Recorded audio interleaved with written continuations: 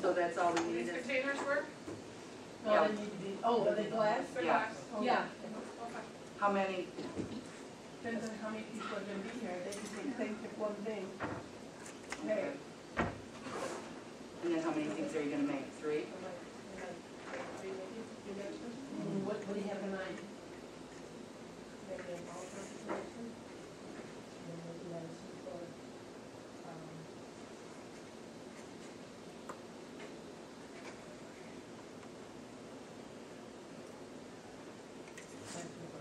Well, you can.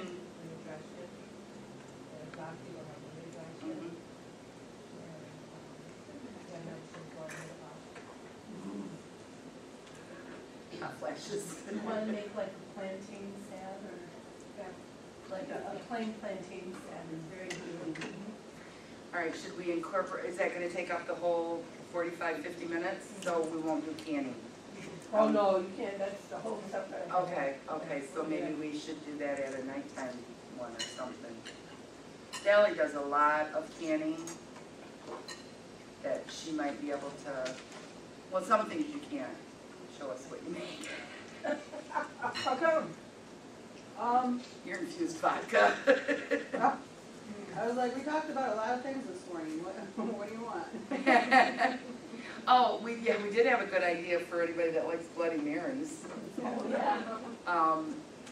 Instead of making ice cubes, take your Bloody Mary mix, put it in your ice cube trays, and then if you chop up like your celery and your olives and things like that and put it in there, just scatter it throughout the tray, freeze them, and then when you go to make your Bloody Mary, it's not going to get watered down, but yet everything that's in there is all...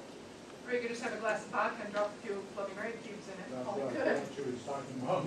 Oh, well, yeah, but I don't drink that. Well, I do, but... Now yeah, tell them that's- exactly how this actually started. It actually started because Sally sent me a text this morning at 6:50, and she said, I'm either making watermelon salad or cubed dill. Cubes with dill. Cubes with dill. So I was like, okay, I hope she's going for the watermelon salad, because what are we going to do with cubes of dill? So I thought maybe she was just going to show us how you can do that with spices, because you can't do that with spices, just freeze them in ice cube trays. But anyway, it was a cucumber dill salad, but she did go with watermelon. Autocorrect. So. Actually, you can freeze herbs. Yeah. And what I do is I chop them up and I put them in ice cream trays and cover them with oil and freeze them. Yep. Yep. And then they're ready for my cooking. You can do that with butter too, if you soften your butter. And then if you incorporate your spices and stuff and then freeze it in a log and chop it, it's really good for baking or to put on, like, say, fish or chicken, whatever, or as a spread you can do, because you can freeze butter. So I think they're recording, so we're going to watch this video. This is the first of 3, and it deals with attitude. So on the line of how do you lose 37 pounds and write a book. I'm just going to kind of give you that as an example. For 24 years of my adult life, by choice, I weighed well over 200 pounds. I say by choice because, you see, I have never accidentally eaten anything. yeah, listen to his little... I mean, it's always been deliberate. And when I choose to eat too much today, I have chosen to weigh too much tomorrow. You can choose to set goals and realize your potential, or you can choose not to set them. Now, if you choose not to set them, you got to understand that the consequences are not going to be good down the road. For 24 years, I was going to lose that weight. As a matter of fact, in 24 years, I lost several thousand pounds of weight. How many of you already know exactly what I'm talking about? But it wasn't until I wrote it down, put a date on it, listed the obstacles I had to overcome, identified the people, the groups, the organizations I needed to work with, spelled out a plan of action, set that time limit in there, and identified all of the benefits to me. It was only when I did that that the goal became a reality, and I lost the weight. For 10 or 15 years, I was going to write a book. You know anybody who's going to do just a whole lot of things, folks? I was going to write a book. But it wasn't until I got busy writing the book and writing the plans first before the book ever materialized. Now, if it sounds like I'm trying to sell you on having goals, how many of you are getting close already? How many of you are becoming convinced right quick like that you need to have those goals? There's no question about it. The immortal J.C. Penney many, many years ago said, give me a stock clerk with a goal, and I'll give you a man who will make history. But give me a man without a goal, and I'll give you a stock clerk. Now, the interesting thing is goals do not care who has them. Let me give you a classic example of the way they work. In 1950, a war-torn, devastated Japan, a nation which had lost an incredibly high percentage of its young men. Their cities were in ruins, had been bombed out, but in 1950, they got together, they meaning industry and government got together and set a goal. The goal was we're going to be the #1 nation in the world during the 1950s in the production of textiles.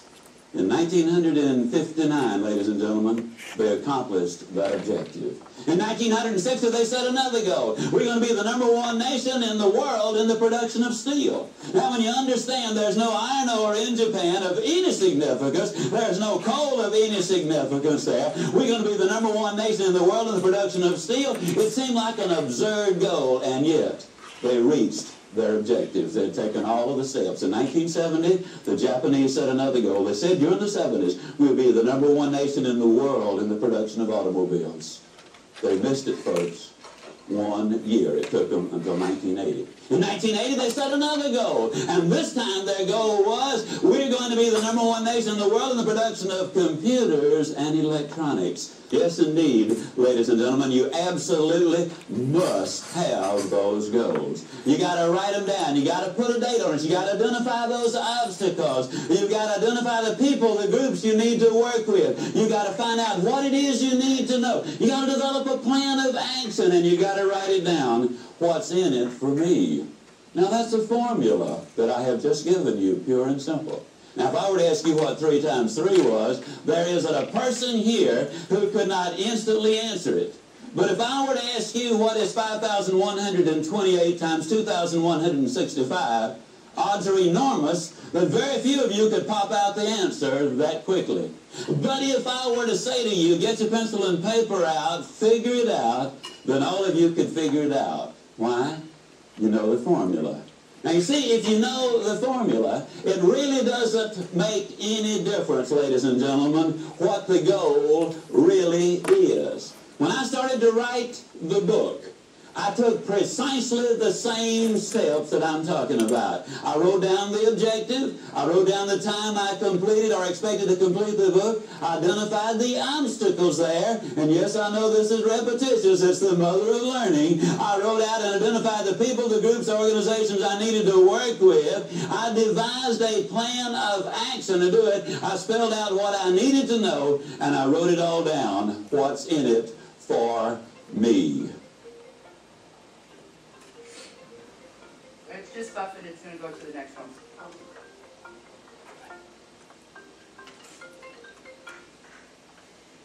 I was raised in a little town of Yazoo City, Mississippi.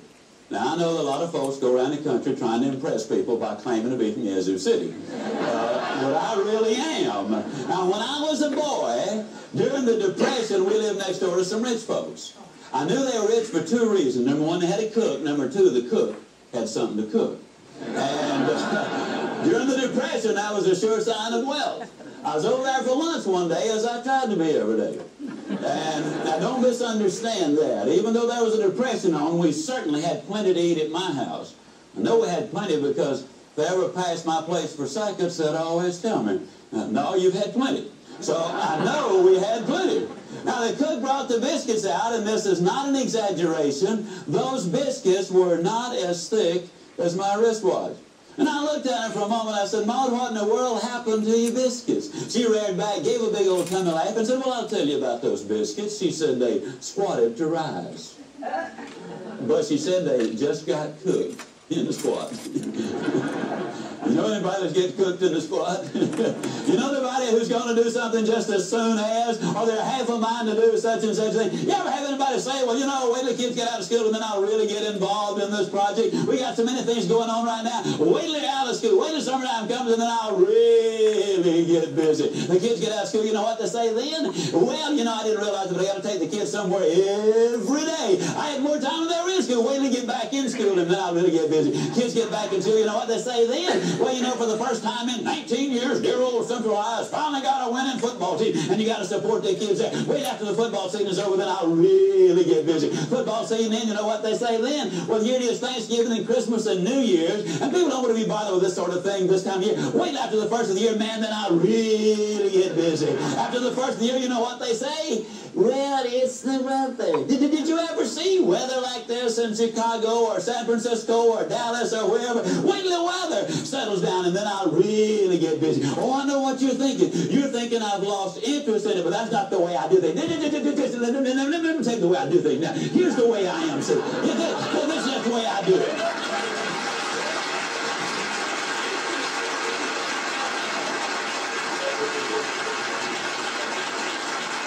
See, the way I do things is I get everything organized. I get it lined up. I have everything in just such and such order. And then, man, once I get it all put together, that's when I really get after it. I mean, that's just the way. I've always been that way. Do things that way. I know some of these other folks are ahead of me right now, but you just wait. I'll catch them. But this weather, it is just so horrible. Wait till it clears up. And the weather clears up, you know what they say then? Well, here it is. It's Easter time. And the Easter time, you know, that's a family time. And we always spend a lot of time together. And you said so yourself. The family is extremely important to you. You do the work for the family, and if you can't spend some time with them, you might as well not do all the work. I mean, wait after Easter's over, then I'll really get busy. And then after Easter, you know what they say?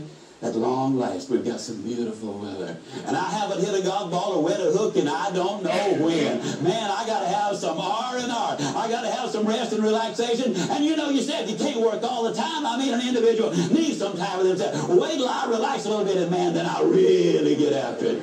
And finally, they get after a little bit, you know, or when they have their fun and relaxation, then they say, well, it's almost time for the kids to get out of school. And that's where we came in. As we say down home, folks, you can put this in your pipe and smoke it because it's the truth.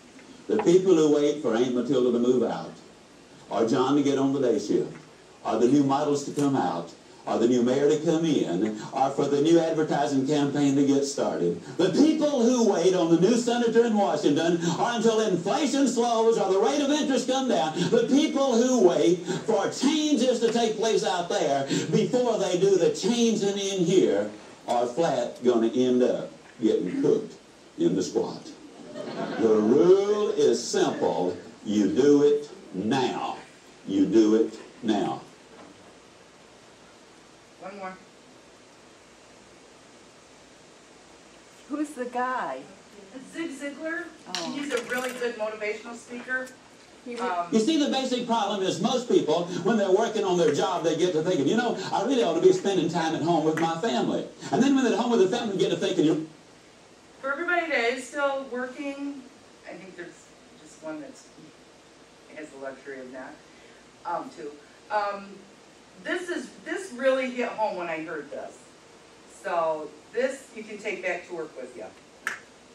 really ought to be out there working for my family. And so when they're out there working for the family, their mind is back home. And when they're back home, their mind is back out there in the field. And then they tell everybody, well, I don't ever have time to do anything. No wonder you're always traveling. You see, the basic problem is not lack of time, it is lack of direction. We all have exactly the same amount of time, whether we're a millionaire or a pauper. All of us have 24 hours every single day. The truth is, ladies and gentlemen, we must have goals if we're going to do anything. Goals do a lot of things. For example, they enable you to chase the blues away. I've never known anybody who was truly depressed who had specific and long-range goals. And what goals do is they create activity. And you see, activity, as you work towards reaching them, creates the very excitement which you need in order to accomplish or reach your objectives. The psychologists put it this way: logic will not change an emotion, but action will. And as you get busy working towards these dreams of yours, and yes, you absolutely must have your dreams, ladies and gentlemen, and what we're going to do is look at the ways you build a foundation underneath those dreams. Several years ago, they did an experiment with a number of college students. And in this particular experiment, they let them go to sleep, and they hooked these brain machines up to them. With these brain machines, they could determine precisely within a matter of seconds when the student went to sleep. Then they could tell when that student started to dream. And as the student would start to dream, they would awaken him or her. And then they let them go back to sleep, and that is no problem. But when they started to dream, they would awaken them again. And with those brainwave machines, they can tell exactly when they start to dream. At the end of one night of this kind of treatment, many of the students were nervous and fidgety. At the end of 2 nights of this kind of treatment, where they had a reasonable amount of sleep, but no dreaming, they became very irritable and very short and very cross. At the end of just 3 nights of a reasonable amount of sleep, but no dreaming, they could tell that some of them were headed for some psychological difficulties. And so what they did was they aborted the experiment. Now, about 24 hours later, most of the students were back to normal. Within a week, all of them had returned 100%. But the experiment proved something very conclusively, and that's this: when you're asleep, ladies and gentlemen, you need your dreams. I'm here to tell you that when you're wide awake, you also need your dreams. You must have your goals. You'll never make it as a wandering generality. You must become a meaningful specific. If you're going to work tomorrow because that's what you did yesterday, you're not going to be as good tomorrow as you were yesterday, because now you're 2 days older and no closer to the goal which you do not have. You can't make it as a wandering generality. Most people understand you got to become a meaningful specific. It reminds me of an experiment done some little while ago by Jean-Henri Fabre, the great French naturalist. He took a number of processionary caterpillars, so named because they follow each other in a procession, and he lined them around a flower pot until they formed a never-ending circle. And they started going round and round 24 hours that first day, and then they went the next day and the next, and by about the third or the fourth day, he put some pine needles into the center of that flower pot. That's the food of the processionary caterpillar. They kept going round and round, 7 full days and 7 full nights. They went round and round until they literally dropped dead from starvation and exhaustion. With an abundance of food less than 6 inches away, they had starved to death because they confused activity with accomplishment. You've got some friends that are in the same shape. They're busy, busy, busy all the time. They're going, going, going, going, and they're here and they're there and they're somewhere else. But they never really accomplish anything because they don't have those specific, clearly identifiable objectives. You've got to have those goals. I'm sorry. You see the basic problem? It's the next one that I was talking about. But we do have to set our goals. The problem is no matter most what people, they are. when they're working on their job. And sometimes it's better if I bring in these YouTube videos and that, because I don't stand up here and scream quite as good as they do. But, no, Rick would probably, I believe so. No, I don't think it's that long. Just a second. Go ahead. Inspiring true performance. A number of years ago, Laura Majors, my executive assistant, Okay, this is the one got I a was phone talking call about. from So a lady in Birmingham, Alabama. At the end of the conversation, she said, Zig, she said, I believe this woman thinks she's got an impossible problem, but I believe you can solve that problem with her in just a few minutes if you will spend that time with her. I said, well, Laurie, tell her to meet me backstage. I'll get there about 10 minutes early. My schedule was such that was about all I had. Well, I got there, and I was on backstage behind the curtain on one side. She spotted me from the other side, and as she walked across the stage, I have never seen as much anger in a human being in my life as I saw in her. She almost started crying when she saw me. She said, oh, I'm just so glad to see you. I got this horrible job. I hate it. I hate everything about it. I hate everybody down there. I mean, you talking about negative nails. She was it. She said, can you help me? Now, understand, I've only got about 10 minutes. So I looked at her, and one thing I have learned, I don't do counseling, but I talk with a lot of people who do, in psychology, psychiatry, and the ministry. And they tell me that everybody who comes to you with a problem are not necessarily looking for a solution. I couldn't understand that for a long time. Why do they bring you a problem if they don't want to solve it? Well, I can tell you why. They want to tell you about it, you about it, you about it, you about it, and you about it. And if you foul up the deal and solve the problem, they can't tell you again, you again. They want the attention that goes with the problem, and every company just about it has that kind of an individual. They want the attention that goes with griping and complaining. Well, I looked at the lady, and it wasn't unkindly, but firmly I said to her, yes, and you know, ma'am, I'm afraid your problem is about to get worse. She said, what do you mean? I said, I believe they're going to fire you. She was stunned. I couldn't have stunned her more if I'd hit her in the face with a bucket of ice water. She said, fire me? Why on earth would they fire me?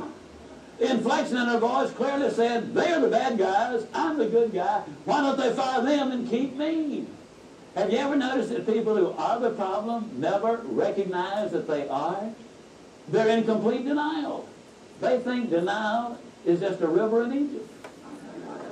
Why would they fire me? I said, ma'am, I don't believe there's a company in America big enough to contain this much poison in one small spot. Have you ever noticed that when somebody is about to lose something they've been complaining about, whether it's a car, a home, a mate, a job, or whatever, when all of a sudden it appears they're going to lose them, it takes on brand new value. She looked at me and said, well, what can I do? I said, do you really want to know? She said, yes, I do. That's the reason I came to see you. I came looking for help, but you sure haven't been any help so far. I said, well, ma'am, I've got an idea, and I will absolutely guarantee you it positively, definitely, absolutely will work if you would just do it. She said, I'll try anything within reason. I said, okay, when you get home tonight, all of your household tasks are complete. It's bedtime. Get off in a room right by yourself.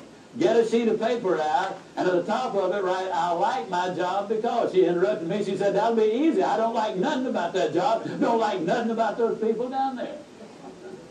And I said, well, just as a matter of curiosity, do you work there for benevolent reasons, or do they pay you for working there? She said, well, I got to confess, they pay me. And I said, and you don't like to be paid? Oh, she said, yes, I do. I said, okay, tell you what you do. Open your notebook right now. We'll start our list of the things you like about your job. They pay you for working there, and you do like it, don't you? She said, absolutely. But she just stood there. I said, no, open your notebook now, and we'll get busy on the list. She just stood there. I said, ma'am, let me tell you what my experience in life has been. I've discovered that in 100% of the cases, no exception, people who won't take step number one never take step number two. You see, she had come to me with an impossible dream. Her dream was that nice Mr. Ziegler was going to solve all of her problems, and she would live happily ever after. Well, folks, I got news for you. I can't solve her problems. I can't solve your problems. But I will give you some steps that I'll absolutely, definitely, and positively will work for you, as it worked eventually for her. I said, well, ma'am, let me tell you something. Unless you're willing to take step number one right now, it's been nice talking with you. She angrily opened her notebook. Before we got through, there were 22 things she liked about her job. Not only did they pay her for working there, they paid her above average. She had 3 weeks vacation with pay. She had a retirement program. She was in on profit sharing. She had health insurance, life insurance, and accident insurance. She lived less than 10 minutes from home. She was in on management decisions. The company sent her to 3 seminars a year to be paid for. She had her own private office and parking place. 22 things that she liked about her job. Now I said, ma'am, when you get home tonight, everything is finished. Get off in a room right by yourself. Close the doors. Change one word from I like my job to I love my job. Get in front of that mirror, and folks, I cannot say this strongly enough, but I'm going to try. The eyes are the windows of the soul. Look yourself in the eye, and with excitement and enthusiasm, say, I love my job because they pay me for working there. I love my job because they pay me above average for working there. I love my job because they have a wonderful insurance program. I love my job before every one of the statements. You will sleep better that night. You see, there's something hidden in what I'm saying to you now. When she says, I like my job, she's really saying, I'm grateful for my job. And of all of the emotions we can have, according to Hans Selye, the #1 stress specialist in America, the healthiest of all human emotions is gratitude. I said, you go down that list. I like my job, I love my job, rather. That is a way of gratitude. You'll sleep better the first night. Tomorrow morning, when you get up, get back in front of the mirror just before you go to work. Get back in front of the mirror and repeat the process again with excitement and enthusiasm. I love my job because, and take the list with you. Because the reality is, you see, you will have started to change from a fault finder to a good finder. Some people do really find fault like there's a reward for it. They really do. Take the list with you, and you will be able to add to that list, absolutely guaranteed. Do this every morning and every night, and you will have an astonishing recovery from this advanced case of stinking thinking.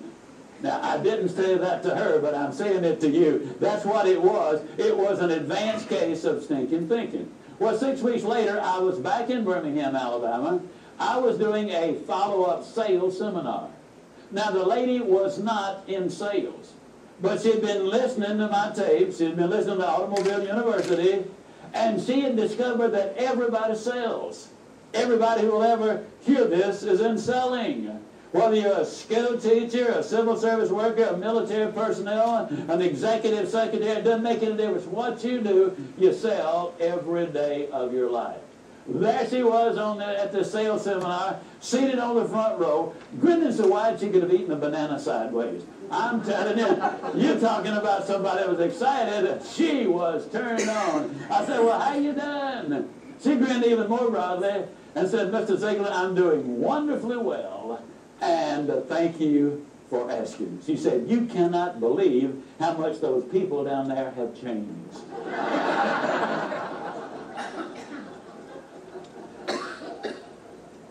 I got a lid on the line, folks. You're not going to change anybody else if you change you. Everything really does begin with you. Now, you see, the unfortunate thing, this lady had been raised in a very negative environment. First, her parents had told her that she'd never amount to anything.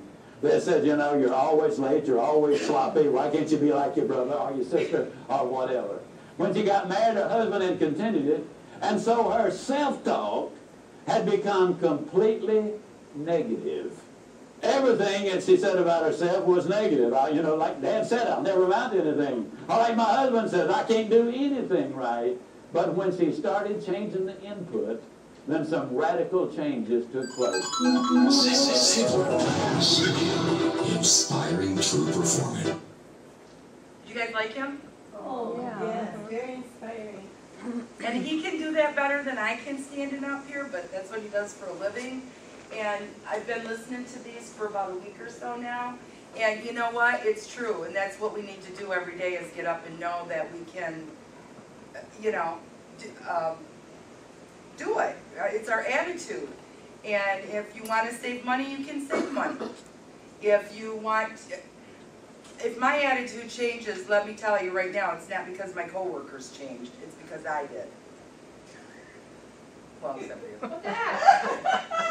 So that's what we have to do. I mean, we just really need to know. I mean, if I come in tomorrow and I'm all happy, when I come in and I'm crabby, whose fault is that? Mine. Sally, here we go. Good one. Thanks for bringing that down. I think every office should do this. And Sally, I'll turn the lights on. Go ahead. We had some stinking thinking in our Yeah. office, big time. Yeah. And could have gone bad Could have gone south real quick. real quick.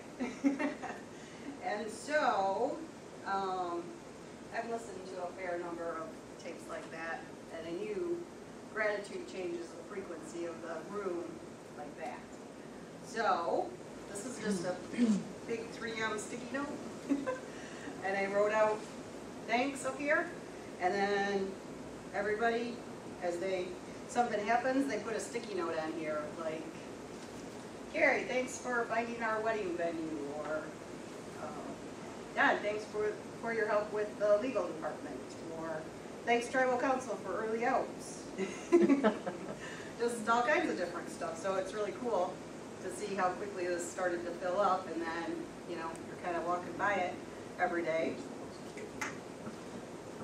And you don't have to sign who it's from or whoever, you kind of want to, but, I mean, it ranges from, thanks for taking the compost out, to, thanks for being so dedicated and helping out. So, Sometimes that's all it takes with your coworkers or just anybody on a daily basis is to say thank you and appreciate something that they do. When I worked at the credit union, I came up with a great idea, and it was called, I don't remember what it was called. It was so great. Good deed dollars. I'm sorry, good deed dollars. And every employee the first of the year got 10 good deed dollars, and you would hand them out. If somebody did something nice that they didn't have to do, I would give them a good deed dollar. Well, the committee I was on, at the end of the year, we put all of those in, and they won money. You know, so it doesn't take much to be nice to somebody, and it changes your attitude and it changes theirs, you know. And then the same thing goes with your budget and your finances. Just change the way that you're thinking about them, and it all comes together. I would honestly think that Daisy, out of everybody, probably doesn't have a bad thought in her head, or that she says anything bad. I mean, I know I do. I mean, I'm going to go back and say, oh, that's Sally, she had the one on me. No, but this was good. So, but that's all, it's attitude. Everything is attitude. And anybody got anything that they want to share about? I know everybody in here doesn't have any bad thoughts, so I've just never heard Daisy say anything bad or inappropriate. I know that at the end of the month when I'm paying my bills, and, you know, there's the mortgage, there's the heat bill, shoot, there goes, you know, the satellite bill, and I have no money left, and I stop and think, I'm like, wait a minute, I have a roof over my head, I'm warm, I can change through 150 different channels if I want to, and I have all my people in one place. I really don't have a whole lot to be upset about. And so I'm like, instead of, you know, thinking that, shoot, I don't have any money left, I'm like, hey, look, the money I did have was able to provide all of this for me and my family. And sometimes when you sit down at the end, at least in my house, my husband gets paid once a month, so it's, you know, a large amount comes in and then a large amount goes out. And you're like, what did I do all this for? Well, did all of this to keep all these people warm and safe and hopefully healthy. So. Yeah, and we need to remember that when we're paying our bills and paying them on time and not getting the late fees and everything, so that we do have a little bit of money maybe the next month, but it's all providing something for us. Nobody likes to pay the bills, but we like to have a house and we like to have food, and I like to have gas in my car. I like to have a car, you know, so it's just all your attitude on how you look at things when you go out to do it. I was always told when I was in school that I would never amount to anything. I had counselors and that always said, you won't amount to anything. I'm sure back in the day, and that's 100 years ago, I had ADD. So they didn't know what that was. So I do have a learning disability. At my age now, I'm not afraid to ask you 15 times how to do something. If I don't get it the first 14, I'm gonna come back on the 15th and say, you know what? Tell me again, I didn't get it. You know, but I'm not afraid to do that now. But I had counselors in school that said, you won't amount to anything. You'll be nothing. Well, here I am. Hello, I amounted to something. So unfortunately, those people are not with us anymore, so I can, you know, neener, you know, so, Kathy? Sometimes what I do is if I am, you know, having a problem or thinking and wondering if I'm thinking wrong or critical or whatever, I put it in a second person, you know, like my friend Donna, I'll say, if this was Donna and she was really worried about this and she had these same thoughts and she was telling them to me, would I think she was just beating, you know, a dead horse, or would I say, you know, she has a reason to think that way? So sometimes if you put it in another person like your friend and you think of them saying it to you, then you know whether or not you're overreacting to a situation, or maybe you're not reacting enough. Right. Yep. It's kind of like when you're really angry and you want to send an email or a text message. Think about it. Think about it. Right. Type it. Don't send it. And then call your And then- coworker and say, hey, can you come in here and read this? Because I don't think I'm being very nice. I called my daughter twice yesterday and read her an email that I was sending because I thought I was being too crabby. And FYI, I'm very excited. My daughter just got engaged. So I'm planning a wedding. I'm very excited. Gonna be very broke. Actually, well, yeah, I am going to be a little bit, but his family is very, very nice. So, he's an only child. My daughter's an only child, so we got two little spoiled kids getting married. So, and he's way spoileder than she is. So, but yeah, so I have to have a new attitude on my money. I was going to be selfish, go to Chicago for a weekend, a long weekend with my friends, and I said I can't go now. I mean, that $500 for a hotel and food and a weekend of fun can go towards a wedding cake and things. So when's the date? October 15th, next year. Yeah, October 15th next year. We have the venue, we have everything already, everything's all in place. So they've actually booked their honeymoon too, so, yeah. So, yeah, yeah. So anyway, it's all on attitude, and that's what my thing was today. I appreciate everybody that did bring in something. We do have leftovers. I believe there's baked ziti up there. I don't know what we have that we could put it in for anybody to take. But there is quite a bit in there. If somebody wants to put some on a small plate and take it or whatever, we can do that. I appreciate you coming. Next month we're going to do the homemade medicines. So hopefully that will draw in. You guys just let me know what I need to get for you. Sound good? Thank you. Everybody's food was good.